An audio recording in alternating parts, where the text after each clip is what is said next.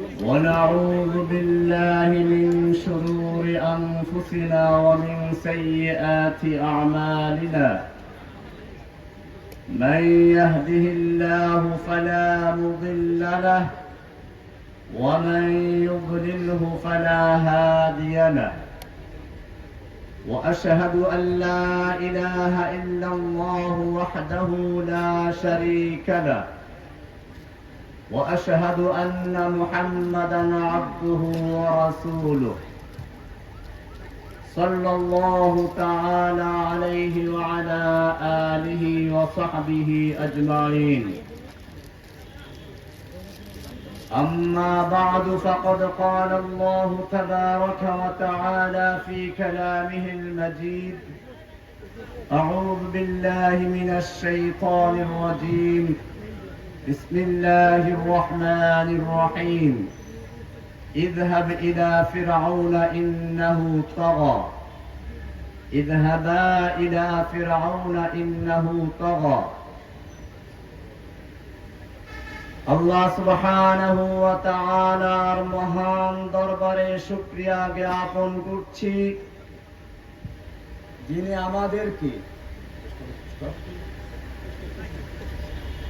আমাকে দীর্ঘ 11 বছর 16 দিন ফিরআউনের জিন্দানখানা থেকে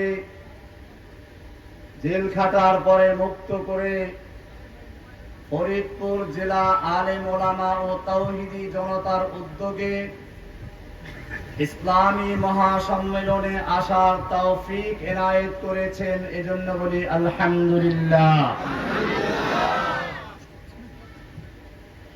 বাংলাদেশের বুকে ইসলামকে ধ্বংস করার জন্য ভারতের প্রোডাক্ট এক মক্ষিরানী, স্বৈরাচারী, দুরাচারী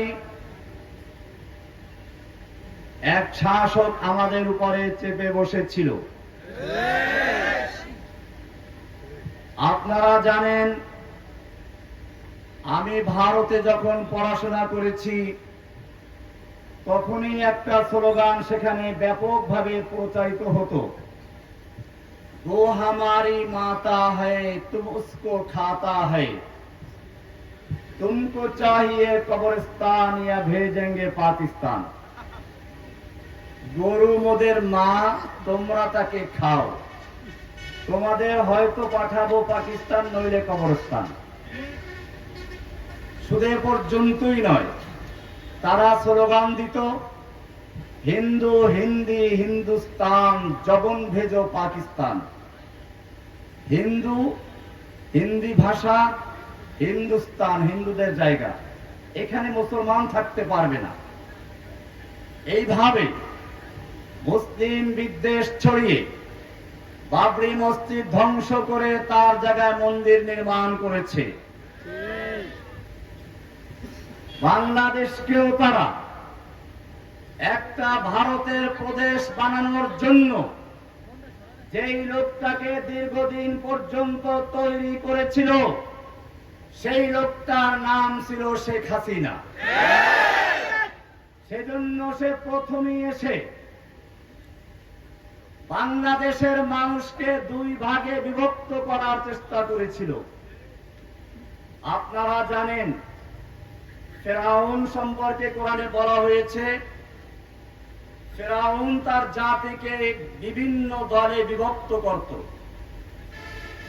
ইন্না ফিরআউনা আলা ফিল আরদ, সূরা কাসাসের শুরুর দিকে আছে, ফিরআউন মিশর ভূখণ্ডে একক ক্ষমতার অধিকারী হয়েছিল, সর্বোচ্চ ক্ষমতা সে কুক্ষিগত করেছিল। বাংলাদেশের ফিরআউনও তাই করেছিল। এরপরে বলা হচ্ছে ওয়াজআলা আহলাহা শিয়া, সে মিশরের জনগণকে বিভিন্ন দলে বিভক্ত করেছিল। ফিরআউন যেভাবে মিশরের জনগণকে বিভিন্ন দলে বিভক্ত করেছিল, বাংলাদেশের মানুষ যারা সকলে মিলে মিশে ছিল সেই জাতিকে বিভক্ত করে কাউকে রাজাকার, কাউকে আল বদর, কাউকে জামাত, কাউকে শিবির, কাউকে জঙ্গি, এই সব নাটক করে আমার স্বাধীনতার পক্ষে বিপক্ষে, মুক্তিযুদ্ধের চেতনার পক্ষে বিপক্ষে এরকম বিভিন্ন ভাবে দলে দলে বিভক্ত করে মুসলিম উম্মাহকে বিভিন্ন ভাবে সে নির্যাতন করে শাসন করার চেষ্টা করেছিল।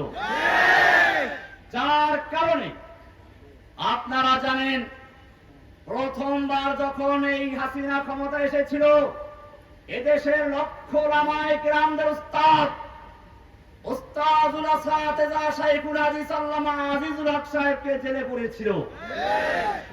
দ্বিতীয়বার ক্ষমতা এসে শাইখুল হাদিস আল্লামা আজিজুল হক সাহেবের ছাত্র মুফতি জসিমউদ্দিন রহমানীকে, আজিজুল হক সাহেবের ছেলে মামুনুল হককে, এরকম হাজার হাজার ওলামায়ে কেরামকে জেলে পুরে জেলখানা ভরে ফেলেছিল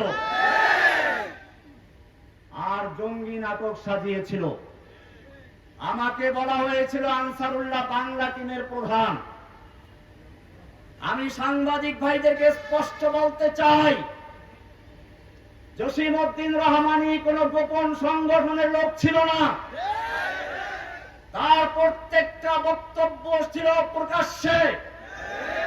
যখন বাংলাদেশের মুসলিম জনতার ঈমানকে পরীক্ষা করার জন্য, ঈমানকে চ্যালেঞ্জ করে শাহবাগে নাস্তিক জাগরণ শুরু করা হয়েছিল, জসিমউদ্দিন রহমান যখন গর্জে উঠেছিল ইসলামী জাগরণ তৈরি করার জন্য।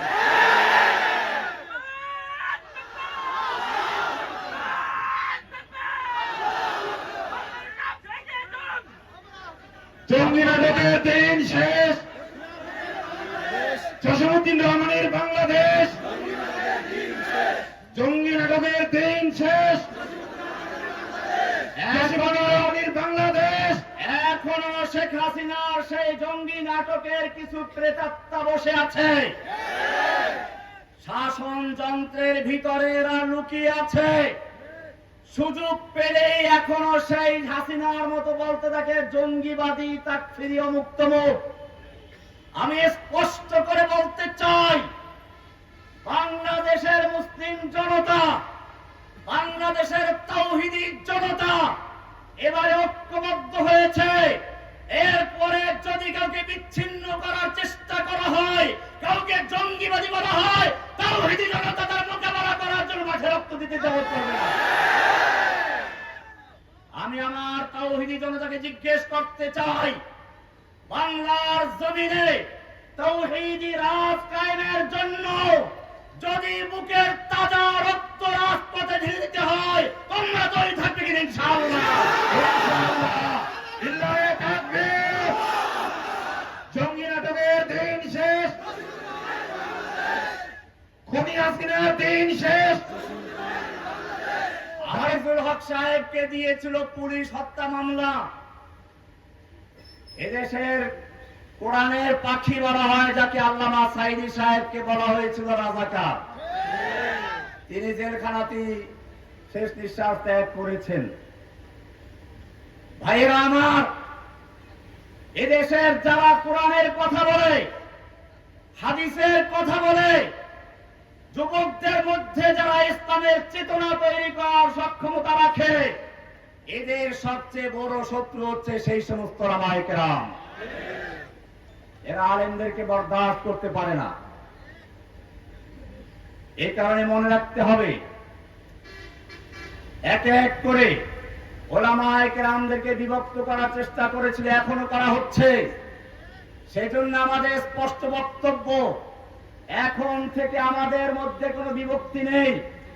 আমি একটু শুনেছি আমার পূর্বে আল্লামা হারুন ইসলাম আলাদী সাহেব বলছিলেন শত্রু চিনতে হবে। এটা খুব গুরুত্বপূর্ণ বিষয়। কোন এক আল্লামাকে জিজ্ঞেস করা হয়েছিল, আপনি এই স্তরে কিভাবে উপনীত হলেন? তিনি বললেন, আমি দেখলাম দুনিয়াতে এমন কোন লোক নেই যার কোনো বন্ধু নেই। ল্যাংড়া, লুলা, আতর, কুড়া, বোকা সবার বন্ধু আছে, আমারও কেউ বন্ধু আছে। কিন্তু আমার বন্ধু কে আসলে? দুনিয়াতে কেউ স্থায়ী বন্ধু নয়। সব সমস্যার সমাধান দিতে পারে আল কোরআন। আমি কোরআনের কাছে জিজ্ঞেস করলাম আমার বন্ধুকে, কোরআন আমাকে জানিয়ে দিল আল্লাহু ওয়ালিয়্যুল্লাযীনা আমানু মুমিনদের বন্ধু হচ্ছেন কে? এবারে আমি চিন্তা করলাম, দুনিয়ায় এমন কোন মানুষ নেই যার কোনো শত্রু নেই। যত ভালো মানুষ হোক তার শত্রু আছে। আমার শত্রুটা কি? আজকে যে শত্রু সে কালকে বন্ধু হয়ে যায়। এজন্য আমি আবার কোরআনকে জিজ্ঞেস করলাম, কোরআন তুমি বলে দাও আমার শত্রুকে। কোরআন বলছে ইন্নাশ শাইতানা লিল ইনসানি আদুউম মুবিন। নিশ্চয়ই শয়তান হচ্ছে তোমাদের প্রকাশ্য শত্রু। বন্ধুকে? দুশমনকে? আল্লাহ যেহেতু বন্ধু, আল্লাহর পথে যারা চলে, আল্লাহর কথা বলে, আল্লাহ দিন প্রতিষ্ঠার কাজ করে, তারা সকলে আমার বন্ধু, সে যে দলের হোক না কেন। অপরদিকে শয়তানের কথা যারা বলে, শয়তানের পথে যারা চলে, শয়তানের রাজ কায়েম করতে যারা চায়, তারা আমাদের শত্রু। পরিষ্কার হয়ে গেল শত্রু আর মিত্র। আমাদের শত্রু ইসলামিক কোন দল নয়। আমাদের এখন মিশন হচ্ছে একটাই, আমরা এখনো বিজয় লাভ করি নাই। মনে রাখতে হবে, একটা সাময়িক বিজয় বাংলাদেশে এসেছে। যতক্ষণ পর্যন্ত এই বাংলার জমিনে আল্লাহর কোরআনের রাজ কায়েম না হবে, ততক্ষণ পর্যন্ত মুসলিমদের বিজয় আসতে পারে না। আল্লাহ সুবহানাহু ওয়া তাআলা কোরআনে বলেছেন রাসূলকে কেন পাঠানো হয়েছিল। ওয়াল্লাযী আরসালা রাসূলাহু বিল হুদা ওয়া দীনিল হক। যদি প্রশ্ন করা হয় লিমাযা আরসালাল্লাহু তাআলা রাসূলাহু বিল হুদা ওয়া দীনিল হক, আল্লাহ তাআলা কেন তার রাসূলকে হেদায়েত এবং দ্বীনে হক দিয়ে প্রেরণ করেছেন? উত্তর কি হবে? কোরআনে স্পষ্ট আয়াত, লিইয়ুযহিরাহু আলা দ্বীনি কুল্লিহি।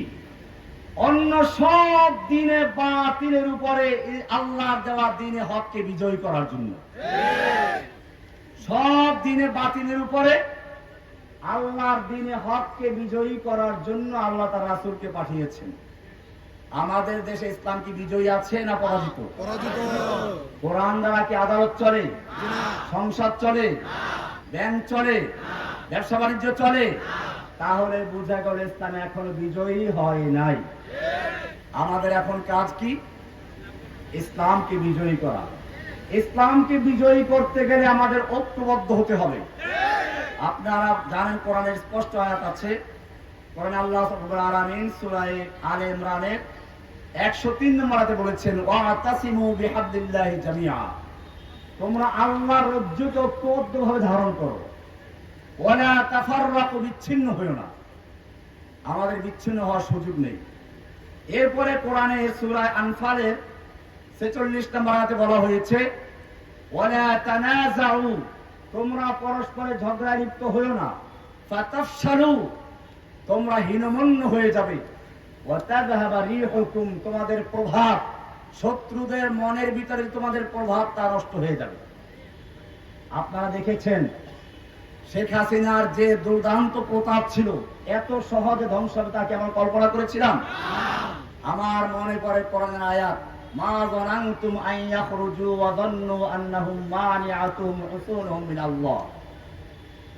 তোমরা ধারণা করো নাই সে এরকম পালিয়ে যাবে। ওয়া যান্নু আন্নাহুম মানিআতুহুম হুসুনুহুম মিনাল্লাহ। এবং হাসিনারাও মনে করেছিল তাদের ভারতের দুর্গ, ছাত্রলীগের দুর্গ, যুবলীগের দুর্গ, শ্রমিক লীগের দুর্গ, গরু চোর লীগের দুর্গ, ধর্ষক লীগের দুর্গ, ওরা তাকে হেফাজত করবে। আল্লাহ তাআলা বলছেন, ফাআতাহুল্লাহু মিন হাইসু লাম ইয়াহতাসিবু। আল্লাহ তাআলা এমন ভাবে তাদেরকে পাকড়াও করলেন, মিন হাইসু লাম ইয়াহতাসিব, তারা কল্পনাও করতে পারে নাই। ওয়া কাযাফা ফি কুলুবিহিমুর রুব, আল্লাহ তাআলা তাদের অন্তরের মধ্যে ভীতির সঞ্চার করে ভয় ঢুকিয়ে দিলেন। হাসিনা পালিয়েছে, কিন্তু হাসিনার আদর্শ এখনো পালায় নাই, হাসিনার চরিত্র পালায় নাই। এখন আমাদের জাগরণ তৈরি হয় নাই।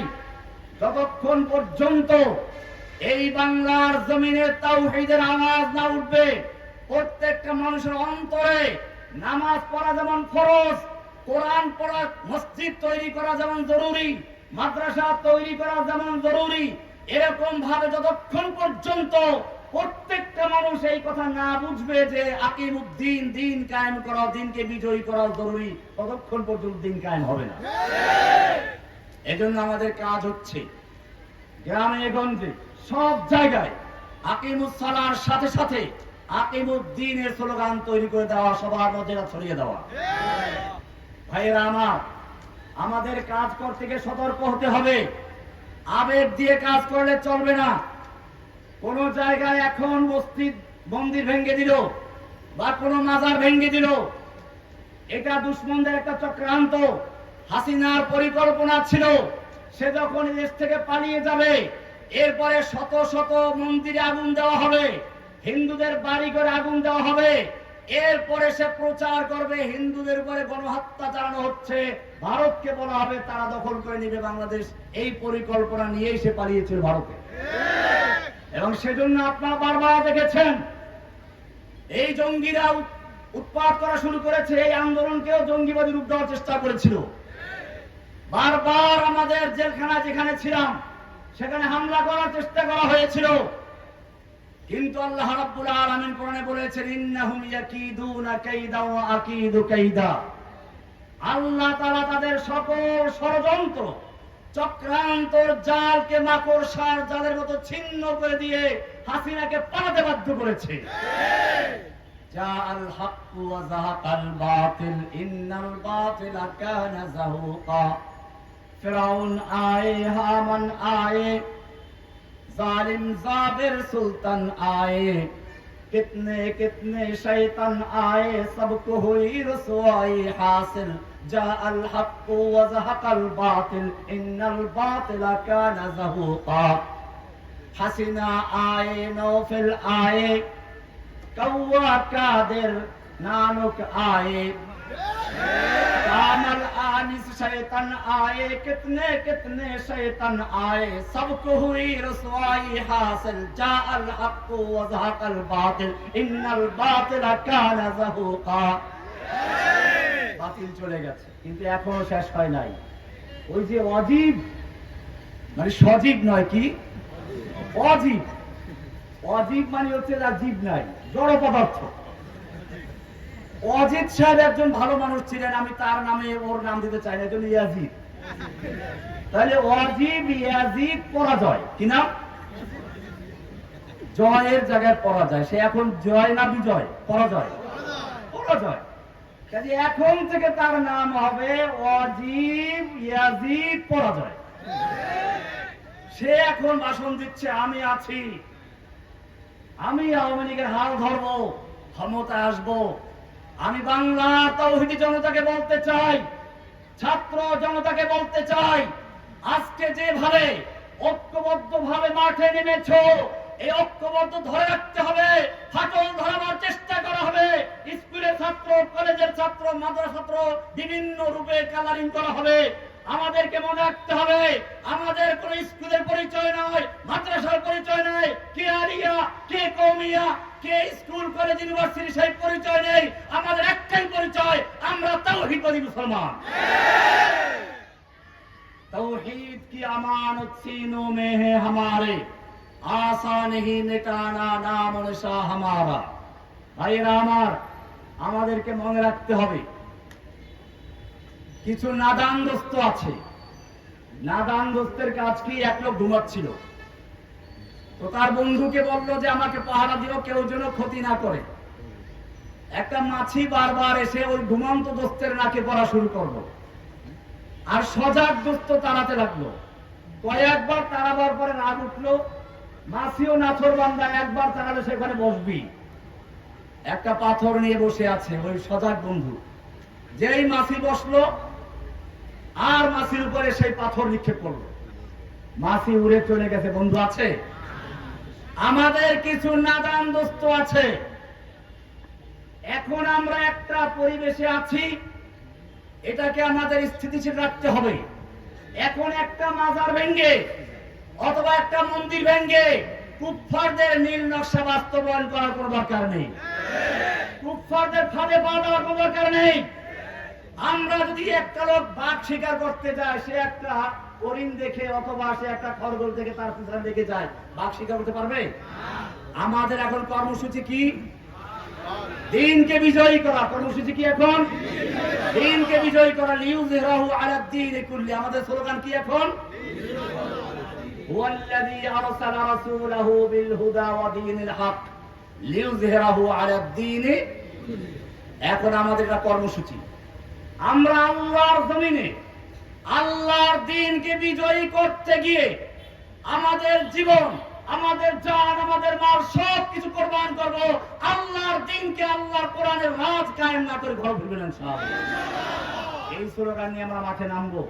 ভাইরা আমার, আমাদের শত্রু মিত্র, আমরা হারুন সাহেব বলে গেছেন যে আমাদের চিনতে হবে আমাদের শত্রু এখন ইসলামিক কোন দল নয়, আমাদের শত্রু এখন কোন ফেরকা নয়, আমাদের শত্রু হচ্ছে এখন যারা নাস্তিক মোরতাদ তারাই।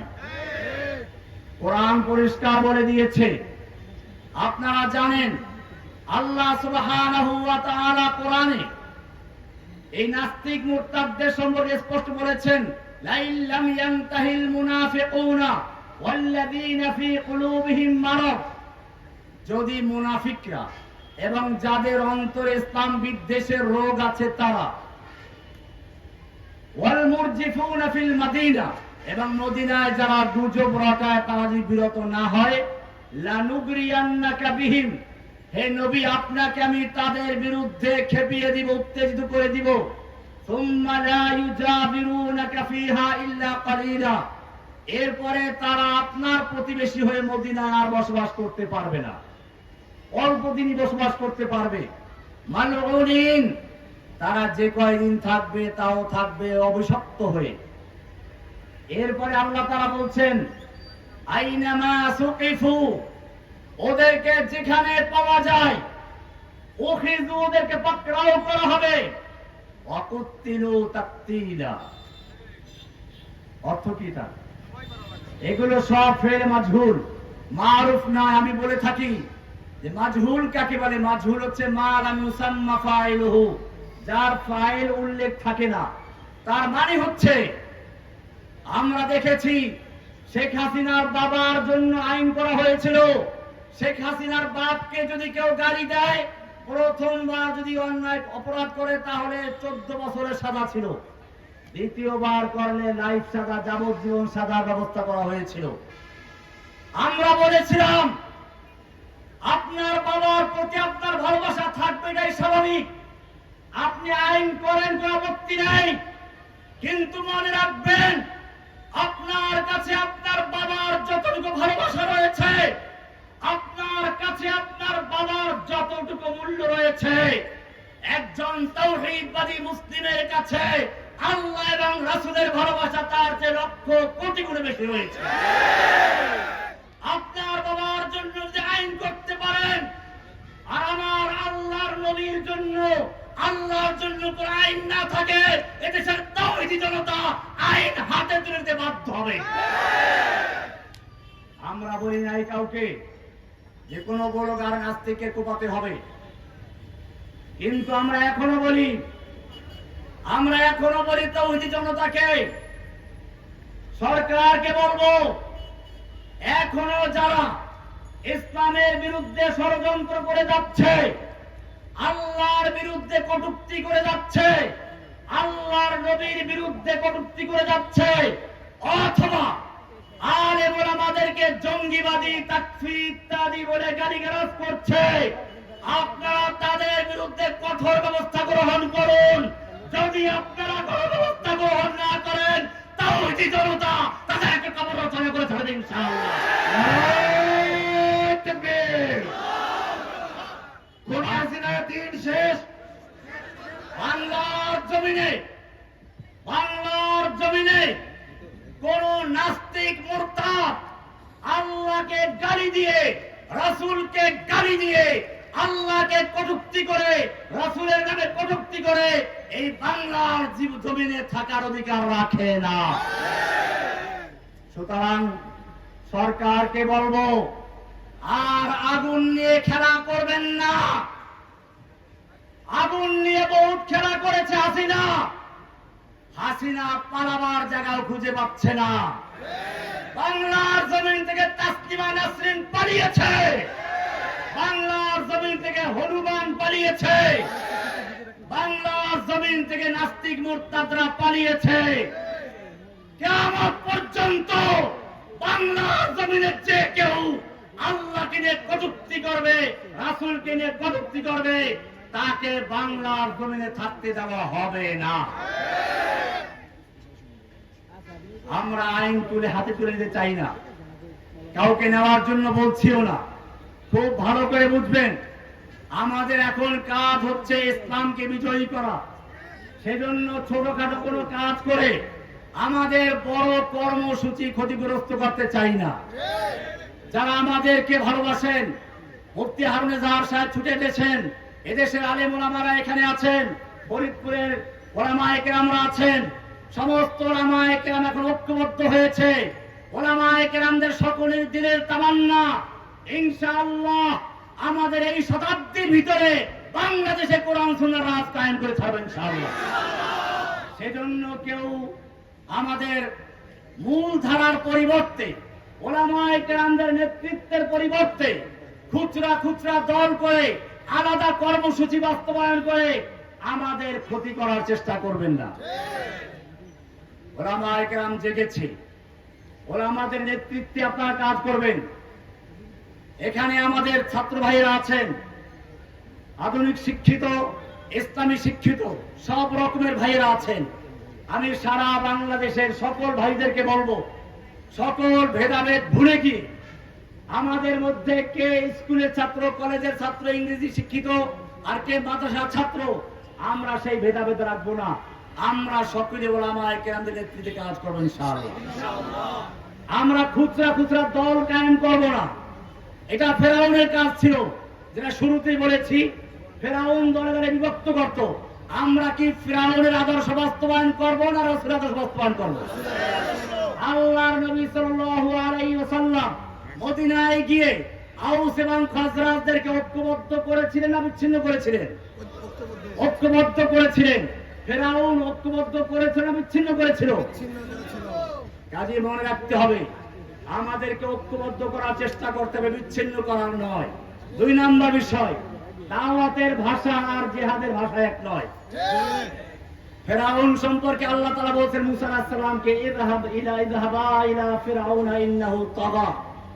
মুসা এবং হারুনের মতো 2 জন জাদ্রেল নবীকে বলা হচ্ছে, ইযহাবা ইলা ফিরআউন, তোমরা 2 জন ফেরাউনের কাছে যাও, গিয়ে কি করো? লাঠি দিয়ে পিটাও নাকি?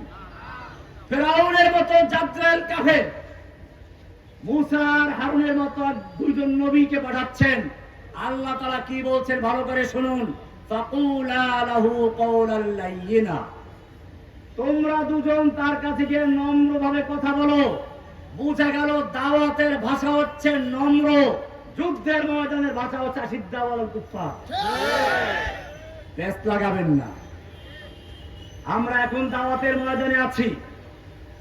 আমরা যে কর্মসূচি দিচ্ছি সেটা হচ্ছে এই, ওরা যেরকম পরিকল্পনা করেছিল গণজাগরণ মঞ্চের মাধ্যমে সারা বাংলাদেশে গণজাগরণের শাখা করে করে ইসলাম বিদ্বেষের বীজ রোপণ করা মানুষের অন্তরের ভিতরে, আমরা তার বিরুদ্ধে প্রত্যেকটা গ্রামে গঞ্জে থানায় জেলায় প্রত্যেকটা মানুষের অন্তরের ভিতরে তাওহীদের বীজ বপন করে দিতে চাই।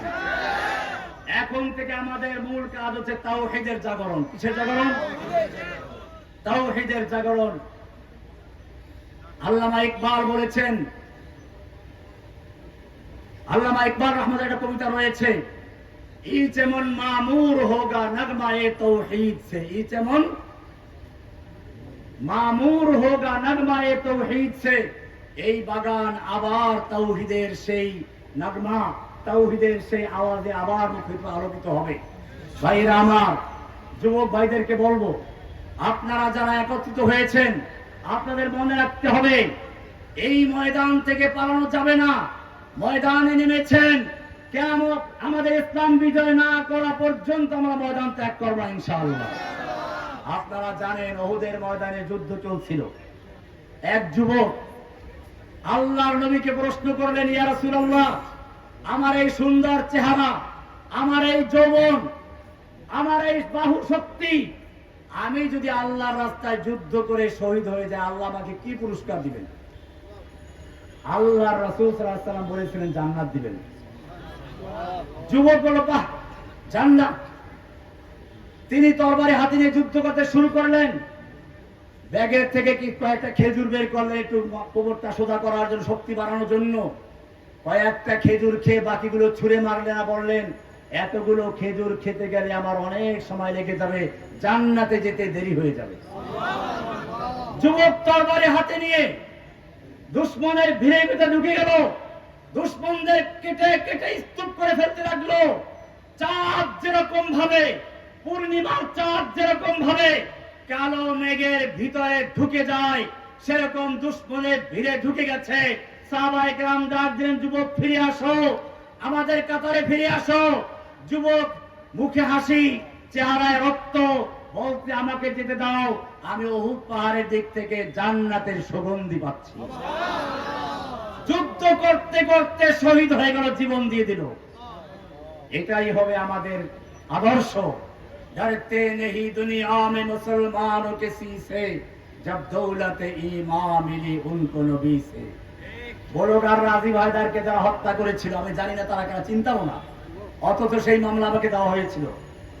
আমি যখন জেলখানা তাদের সাথে পরিচিত হলাম, জিজ্ঞেস করলাম, তোমরা এটা কেন করলে? বললে, এটা ইমানি দায়িত্বে করেছি, জসিমউদ্দিন রহমানের নির্দেশে নয়। তাকে তারা চিনেও না। যখন রাজীব হায়দার নামক একটা নাপাক কীট আল্লাহর নবীকে নিয়ে কটূক্তি করেছে, ওরা কোন মাদ্রাসার ছাত্র নয়, কোন পীর সাহেবের মুরিদ নয়, তাবলীগেও চিল্লা লাগায় নাই, নর্থ সাউথ ইউনিভার্সিটির ছাত্র। ওদের ইমানই তাকাদা আসলো, ওরা ময়দানে ঝাঁপিয়ে পড়লো। সেই বড়গার নাস্তিক থাবা বাবা ওরফে রাজীব হায়দারকে জাহান্নামে পৌঁছে দিয়ে তারা জেলখানা চলে গেছে। আমাদের মনে রাখতে হবে, এই ভাইয়েরা এখন আমাদের জেলে রয়েছে। যতক্ষণ পর্যন্ত আল্লাহর নবীর এই আশিকদেরকে, আল্লাহর নবীর এই সঠিক প্রেমিকদেরকে জেল থেকে মুক্ত করতে না পারবো, ততক্ষণ পর্যন্ত আমাদের নবীর ভালোবাসা পূর্ণতা লাভ করতে পারে না। সবাই যখন মুক্তি পেল, আমার ভাই ছেলে কেন, নবীর আশিক ছেলে কেন? আমি আমাদের সর্বস্তরের জনতাকে জানিয়ে দিতে চাই, এই বাংলাদেশের পরিবর্তন কোন একক কোন দলের কারণে আসে নাই। খুব ভালো করে শুনে রাখো, তিলে তিলে মানুষের মধ্যে ক্ষোভ তৈরি হয়েছে। ক্ষোভ তৈরি হয়েছিল আল্লামা আজিজুল হক সাহেবকে জেলে দেওয়ার মাধ্যমে, ক্ষোভ তৈরি হয়েছিল শাপলা চত্বরে হাজার হাজার মানুষকে খুন করার মাধ্যমে, ক্ষোভ তৈরি হয়েছিল নরেন্দ্র মোদীর মতো একটা নাপাক ইসলামের দুশ্মন, বাবরি মসজিদ হত্যাকারী নাপাক শয়তানকে বাংলাদেশ নাপাক করার যখন চেষ্টা করা হয়েছিল, এনেছিল, তার বিরুদ্ধে প্রতিবাদ করতে গিয়ে এদেশের তাওহীদি জনতা নিজের বুকের তাজা রক্ত ঢেলে দিয়েছিল। হাজার হাজার উলামায়ে কেরামদেরকে তখন আবার জেলে ঢুকিয়েছিল। ক্ষোভ তৈরি হয়েছিল, সেই শাহবাগ থেকে শুরু করে প্রত্যেকটা পরতে পরতে তারই বিস্ফোরণ ঘটেছিল তোমাদের এই আন্দোলনের মাধ্যমে। সুতরাং তোমাদেরকে মনে রাখতে হবে, এই বাংলাদেশের পরিবর্তন, এই আন্দোলন কোন একক ভাবে কারো খুব ক্ষমতার কারণে আসে নাই, একক কারো কোনো সম্পত্তি নয়, এটা সর্বস্তরের জনতার ঐক্যবদ্ধ সম্পত্তি। সুতরাং সকলকে সমানভাবে মূল্যায়ন করতে হবে। শুধুমাত্র নিজেদের স্বার্থ উদ্ধার করে অন্যদেরটা এড়িয়ে গেলে চলবে না, তাহলে কিন্তু এই বিজয় আর বেশি দিন থাকবে না। দুশমন কিন্তু এখনো বসে আছে, এখনো ওত পেতে বসে আছে। কিভাবে আমাদের মধ্যে আবার সেই ঐক্যে ফাটল ধরানো যায়, কিভাবে আবার ভারতের দালালদেরকে বিজয়ী করা যায়, সেজন্য তারা প্রতিটি ক্ষণে ক্ষণে তারা বসে আছে। আপনারা জানেন ভারতের মিডিয়াগুলো আমার বিরুদ্ধে কিভাবে লেগেছে। আমি তো ভারতের বিরুদ্ধে কখনো লেকচার দেইনি আগে। যখন তারা আমার বিরুদ্ধে লেকচার দিল, আমার বিরুদ্ধে তারা প্রচার করতে শুরু করলো, তখন আমি বলেছিলাম ভারত যদি বাংলাদেশের দিকে হাত উঁচু করে সে হাত কেটে ফেলা হবে। ভারত যদি বাংলাদেশের দিকে পা বাড়ায় সে পা ভেঙে দেওয়া হবে।